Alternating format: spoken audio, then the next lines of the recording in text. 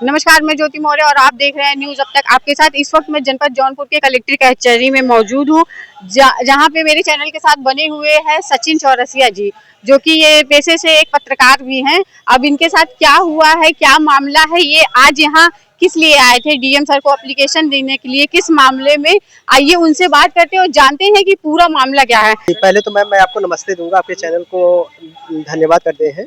आप हमारी मैटर को अपने चैनल के माध्यम से पब्लिश कर रहे हैं। जैसे प्रिंट मीडिया के लिए हम काम करते हैं और हमारा प्रकरण 2 सालों से चल रहा है। इस प्रकरण में मैंने कुमार सौरभ सर, जो कि हमारे यहाँ के ज्वाइंट मजिस्ट्रेट हैं, और जिलाधिकारी महोदय के द्वारा मैंने देखा कि जो कुंभ मेला लगा था उसमें मैंने देखा एक मीडिया प्रेस के माध्यम से ही डीएम सर उन्हें यशस्वी एसडीएम बोले थे कि इनका कार्य शैली बहुत अच्छा है, जो कि कहीं न कहीं बोलना और लेखनी की शैली के हिसाब से अगर दृष्टिकोण देखा जाए, बिल्कुल मैम अधिकारी आर्डर कुछ करते हैं, इनके संबंधित अधिकारी जैसे लेखपाल हो गए व कानून को हो गए, ये पूरी तरीके से गलत रिपोर्ट लगाते हैं। अधिकारी से बार बार हम रिक्वेस्ट करते हैं, मैंने बताया भी सर हमारा व्यक्तिगत मैटर है, एक बार आप चल के उस मैटर को देख लीजिए। मैं 2 सालों से पीड़ित हूँ, लेकिन एसडीएम सर के पास एक भी मिनट समय नहीं था, आज तक गए नहीं। मछली सर जी मैम, मछली सर के एसडीएम हमारे यहाँ हमारा प्रकरण देखने गए ही नहीं। केवल वही एक ही कानून को शिव प्रसाद सिंह कम से कम 11-12 बार पैमाइश करने के लिए है, और जब पैमाइश किए हैं 2 लाठा 3 लाठा का हमेशा डिस्टेंस रहा है। जबकि हम मानते हैं अगर 1-2 फीट की बात हो चलो ठीक है, फिर भी डीएम सर जो है 10 तारीख 3रे महीने को एक आर्डर करते हैं एसडीएम सर को कि इस लड़के का प्रकरण देख लिया जाए, जिससे जो है पत्थरगड्डी का आदेश हो चुका है, इन्हें कब्जा क्यों नहीं मिल रहा है। तो कानून को उस समय संपूर्ण समाधान दिवस के दिन बोलते हैं कि सर इनका मामला जो है न्यायालय में अभी तजबीस्तानी चल रहा है। उन्होंने बोला अगर आप सही नाप किए हैं, तजबीस्तानी का कोई विशेष मायने है नहीं, स्टे तो है नहीं उसपे, तो आप जाके पत्थरगड्डी करा दीजिए या फिर वहां पे जाके सुलह समझौता करा लीजिए।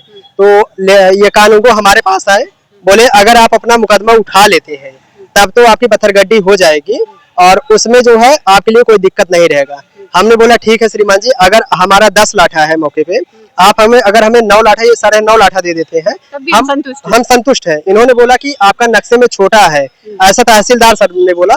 हमने बोला सर अगर छोटा है आप हमें छोटा दे दीजिए, नापिए ना, आप नापिए जितना हो जी। मेरा उतना तो इनके द्वारा मैम 10 लाठा का 10 और 29 का हमारा फील्ड बुक बनाया गया। 30 था, इन्होंने बोला अगर आप 29 पे काबिज होना चाह रहे हैं, 1 लाठा छोड़ रहे हैं, हम आपको कब्जा दिलवा देंगे। हमने मैम मान गए और मानने के बाद जो है हमने कब्जा भी हो गया, वहाँ पे हमारा पक्की बाउंड्री भी बन गया। बाउंड्री बनने के बाद वहाँ एक आम रास्ता था जो कि अभिलेख में नहीं था, जबकि मैम 1882 के अनुसार अगर वर्तमान में कोई रास्ता है हम उसको नहीं हटा सकते, ऐसा एसडीएम को अधिकार भी नहीं दिया गया है। एसडीएम साहब को बल्कि आर्डर दिया जाता है स्वीकृत से वो रास्ता बनवाए, लेकिन वहाँ पर जो है हमारे ग्रामीणों के द्वारा कुछ बोला गया कि ये जो रास्ता है, इस रास्ते को लेके अगर कानून को साहब अगर आप लेके पत्थरगड्डी करते हैं तो ये काश्तकार रास्ते को हटा देगा। तो कानून को साहब इतने धौंस देते हैं, अभी आप लोग हमको जानते नहीं हमारा पावर क्या चीज है। किसको बोला था उन्होंने? ये इन्होंने हमको बोले थे मैम, हमको बोले थे और जो ग्रामीण 2-3 लोग वहाँ बोल रहे थे उनको बोले। इतने भी ये हुआ चलो जाने दो, जो आपको करना है आप जाके कीजिए, हटिए। ये अपने तरीके से आए हैं साथ बच के और ये अपना ही नाप करेंगे। तो वहाँ पर ये जो है नाप ना करते हुए चले गए यशो पवारा के पास। वहाँ एक एप्लीकेशन देते हैं कि सचिन चौरसिया के द्वारा हमारा फाइल फाड़ा गया और हमको गाली भी दिया गया और हमें जान से मारने की धमकी दी है। और किसने कहा? ऐसा शिव प्रसाद सिंह पवारा सर्किल के कानून को साहब ने कहा।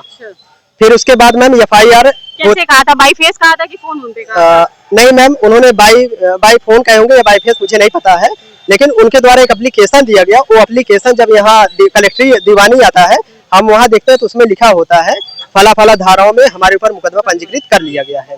और जिस दिन FIR होता है उसके एक दिन पहले या बाद में, जबकि अगर मान लीजिए कहीं विवादित स्थल है तो इन्हें पुलिस बल लेके जाना चाहिए। बिना पुलिस बल के गए थे और बिना पुलिस बल के लेके गए थे, हम लोग भी उतना जानकार नहीं थे कि ये पत्थरगड्डी करने आए हैं। अगर हम बोलेंगे तो हमारे पर FIR हो जाएगा, नहीं तो हम बोलते ही नहीं। लेकिन वहाँ पे इन्होंने FIR करा दिए। FIR करने के बाद वही पवारा पुलिस सिंघम रूप ले लेता है, मानो ऐसे जैसे मैं बहुत बड़ा आतंकवादी हो गया हूँ।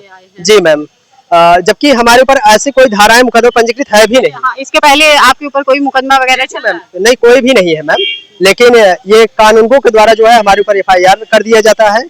FIR के बाद जो है पुलिस वाले हमको ढूंढने लग जाते हैं। हम अपना बीच बचाव के लिए माननीय न्यायालय हाईकोर्ट चले जाते हैं। हाईकोर्ट से हमने अपनी बात एप्लीकेशन देते हैं, वहां से हमें पुलिस वालों के द्वारा रोका जाता है कि इन्हें किसी प्रकार का मतलब रोके ना, हम गुण-दोष का आकलन कर लेंगे, उसके बाद मुकदमा अगर खारिज करने योग्य होगा तो हम खारिज करेंगे। वहाँ से मैम मैं चला जाता हूँ यहाँ दीवानी पे यहाँ हमारा परमानेंट जमानत करते हैं और जमानत में मैं अभी बाहर हूँ इस समय। और हमने अपने पत्रकार व मीडिया के माध्यम से हमने कानूनगो शिव प्रसाद सिंह से सिर्फ एक ही प्रश्न पूछे थे, वह एसडीएम साहब से, अगर हमारे ऊपर या हमारे द्वारा अमानवीय कृत्य किया गया है, ऑडियो वीडियो हमारे मीडिया कर्मी के सामने उपलब्ध कराया जाए। ये बताइए सचिन जी, ये जितने बड़े आपके ऊपर आरोप लगाए गए हैं, क्या इसका कोई भी साक्ष्य उनके पास था? नहीं मैम, अगर ऐसा कुछ साक्ष्य है तो केवल वो एसडीएम साहब के पास होगा या एसओ पवारा के पास होगा।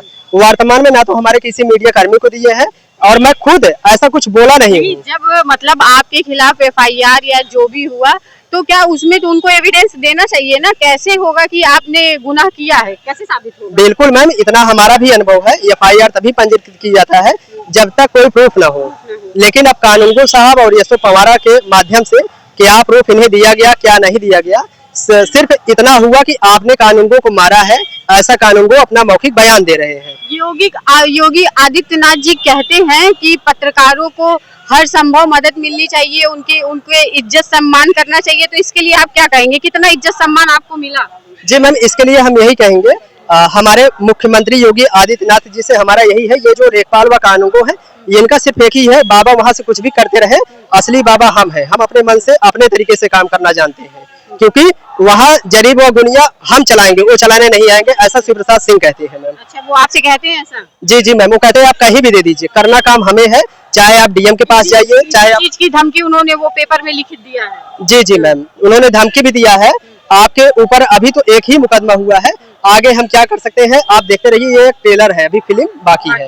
जी, तो आप यहाँ के डीएम सर से क्या कहना चाहेंगे? यहाँ के डीएम सर से मैम कहीं न कहीं डीएम सर के आदेशानुसार ही हमारा पत्थरगड्डी हुआ और उस पत्थरगड्डी में मनोमार्जन तरीके से हम और हमारे विपक्षी ने मुकदमा उठा लिए। मुकदमा उठाने के उपरांत जो है वहाँ एक रास्ता था, हमने बोला सर अब हमारा अगर बाउंड्री बन गया है हम आएंगे जाएंगे कहाँ से?